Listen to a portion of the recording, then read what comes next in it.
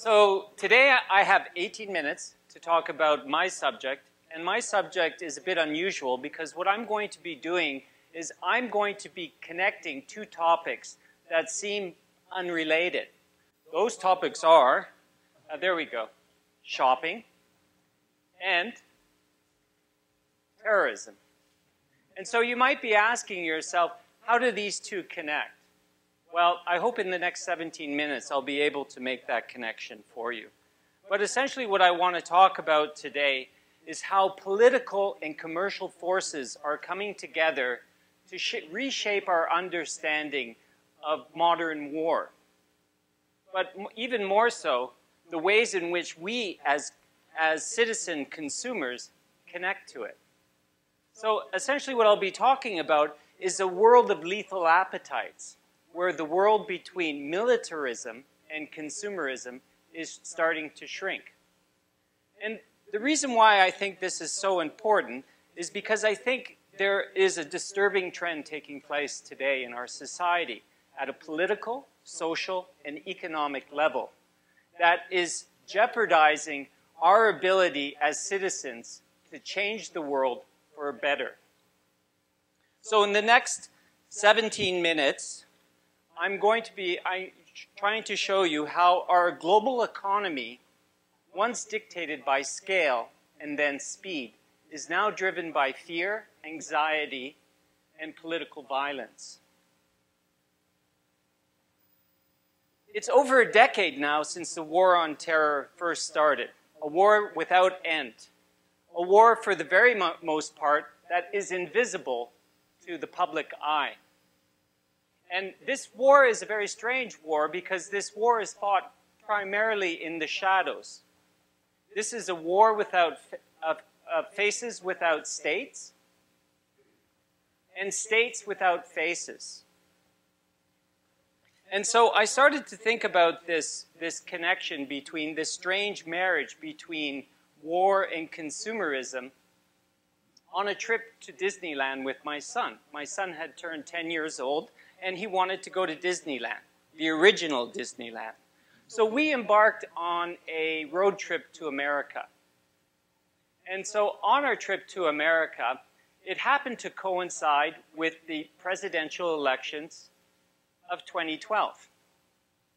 And of course, America's landscape, both its physical and mediated, was saturated with political advertisements, commercials, talks, everything you would come to expect from a country where politics mimics show business, and where the line between Hollywood and the White House is getting increasingly shorter.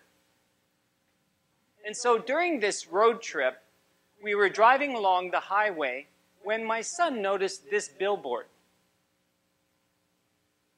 Now, the first thing he said was, "Dad, what does that mean?" And, you know, kids are really amazing because in their innocence and thirst for knowledge, they see things and ask questions that we as adults no longer ever do.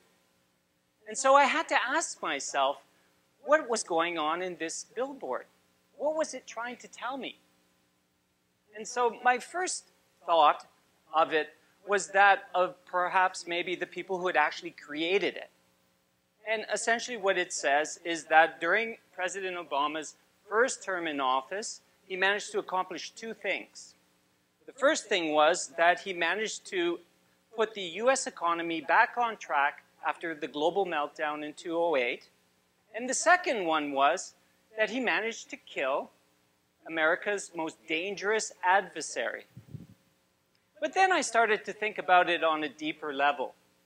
And on my second reading, I thought that what it really is trying to tell me is that death supports governance and the economy, not because it eliminates dangerous and problematic people, but death grants life because of its presence as an economic vitality.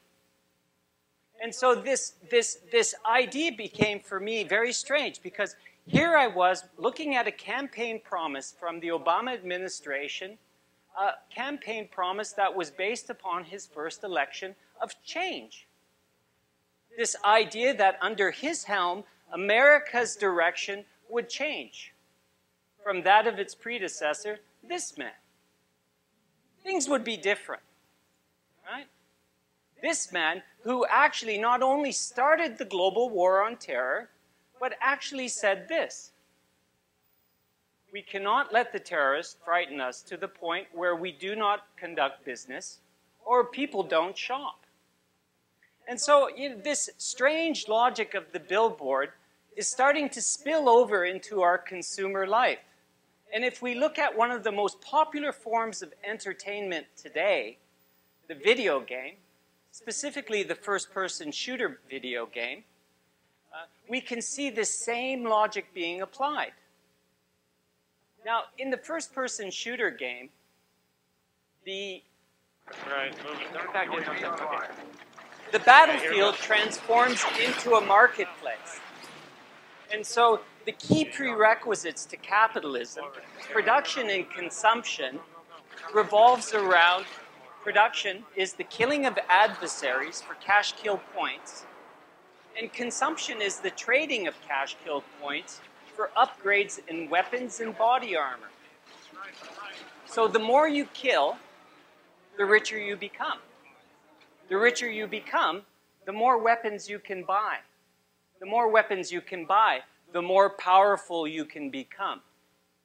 And so the battlefield transforms into a violent consumer paradise, where in war the taking of life is no longer based on political ideals, but rather on economic incentives.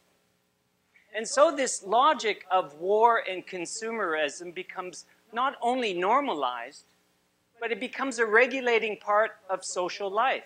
It's the key to material affluence and social status.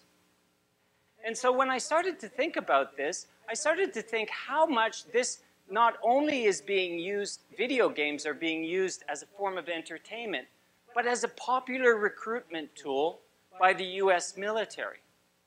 Now, if in America today, US military recruitment is not done in dreary offices located in poor urban neighborhoods, but rather it is done in army stores located in upbeat shopping centers.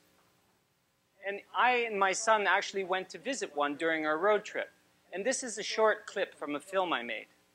The Army Experience Center's concept was drawn from the Apple stores. Basically what you do when you go in there, you go in, you feel, you touch, you kind of get a sense of what the product's like, and it kind of influences you to either, like the product or not like the product.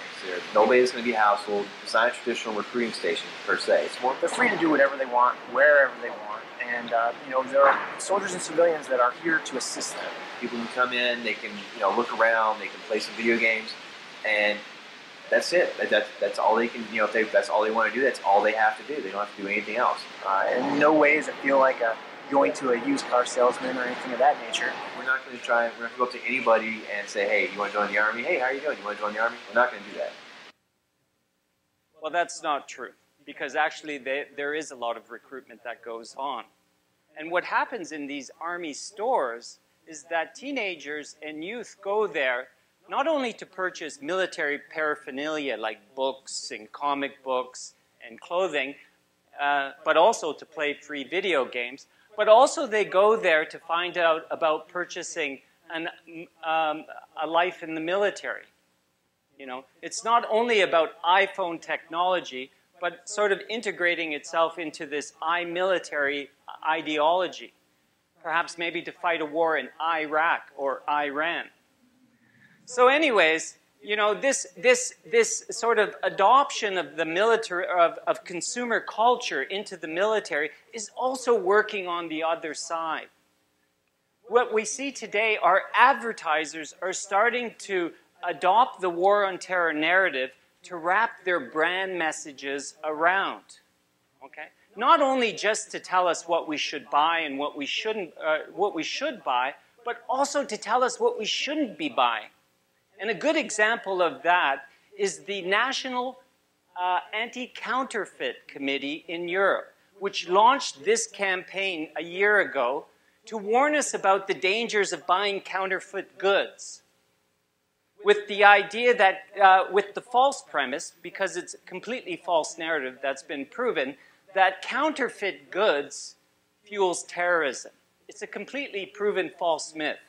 However, this campaign has become very, very popular.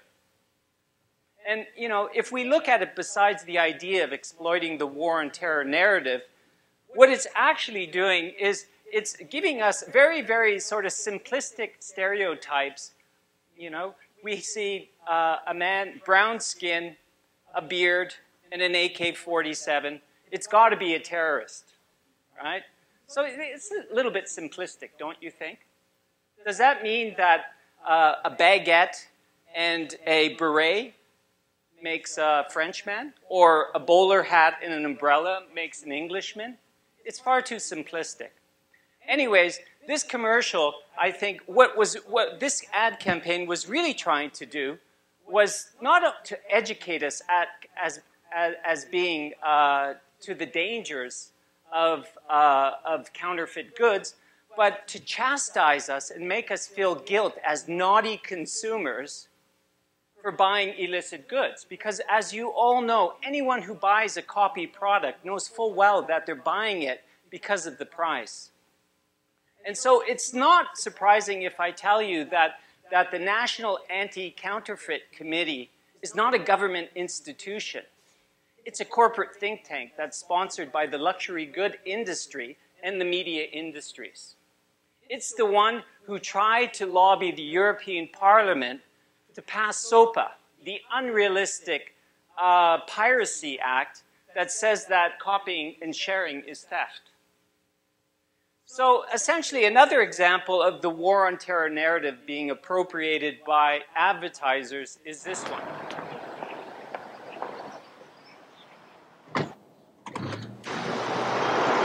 That's a way to remember.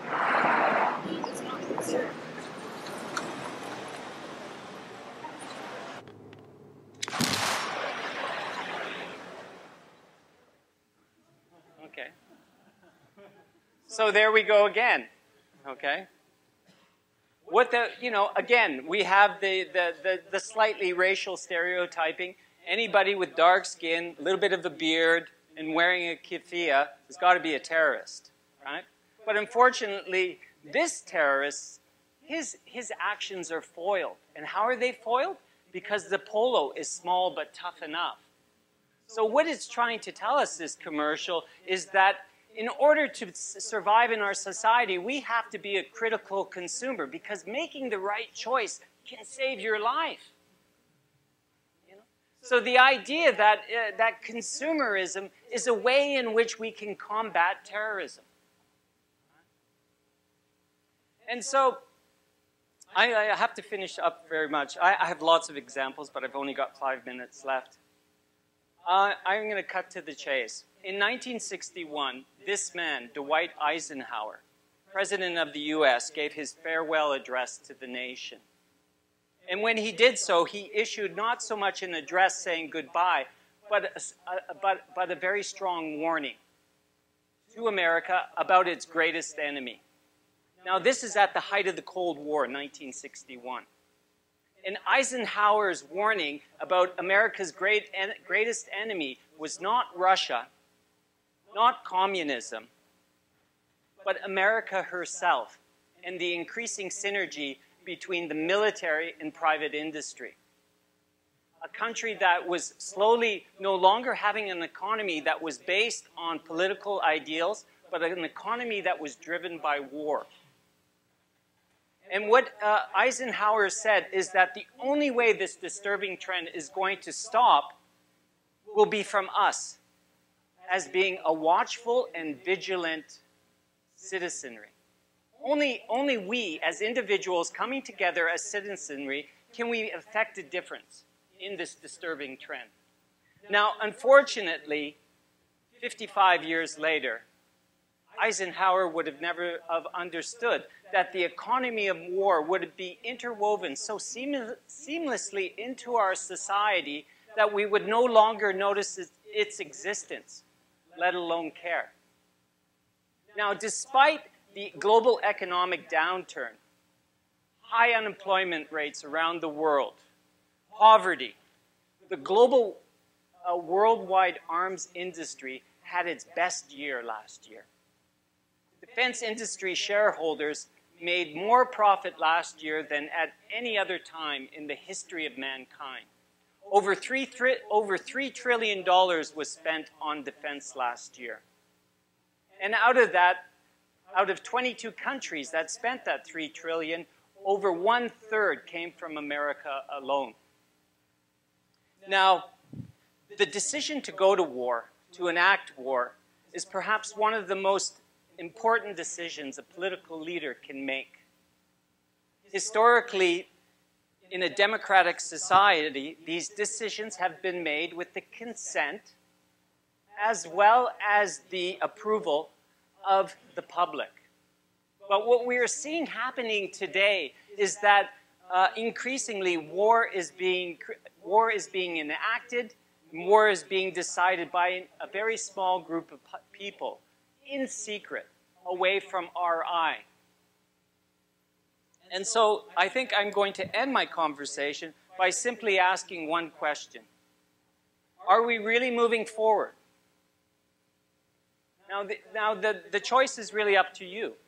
We can shape your world or we can shape ours. And if in fact we want to shape our world, then we have to understand that our commitment and our energy towards changing has to start with paying attention to this increasing synergy between consumerism and militarism.